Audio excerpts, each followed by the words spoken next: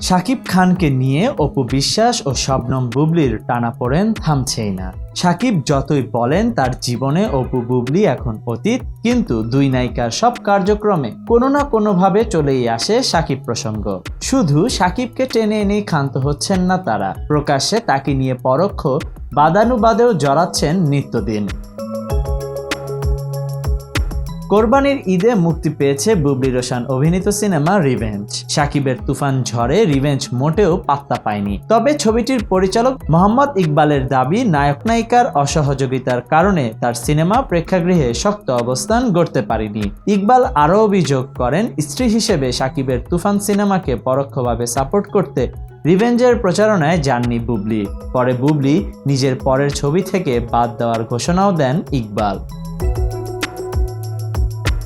পরিচালকের এমন অভিযোগ ও ঘোষণার কড়া জবাব দিয়ে বুবলি গণমাধ্যমকে বলেছেন, আমার পরিবার বলেন, সহশিল্পী বলেন, স্বামী বলেন এবং সব সম্পর্কের ঊর্ধ্বে আমার সন্তানের বাবা বলেন, তাকে নিয়ে যদি কোনো ব্যক্তি অসম্মানজনক কোনো মন্তব্য করে আমি অবশ্যই সে ব্যক্তিকে এড়িয়ে চলব।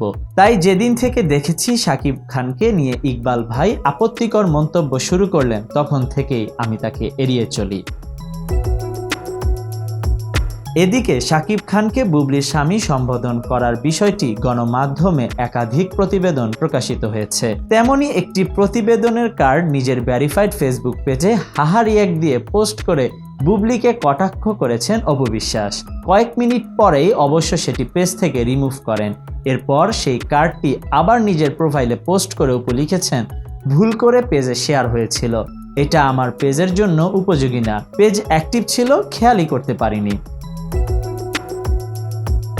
শাকিবকে নিয়ে দুই নায়িকার এমন কর্মকাণ্ডে সামাজিক মাধ্যমে তির্যক মন্তব্য করেছেন অনেকেই। অপু ও বুবলি প্রসঙ্গে শাকিব আগেই বলেছেন, দুজনই তার জীবনে এখন অতীত, দুজনের কারো সাথে সম্পর্ক নেই তার। শাকিবের ঘনিষ্ঠরা অবশ্য জানিয়েছেন, অপু বিশ্বাস ও শবনম বুবলির সাথে শাকিবের সাথে কোনো ধরনের সম্পর্ক না থাকলেও দুই সন্তানের সাথে নিয়মিত যোগাযোগ আছে।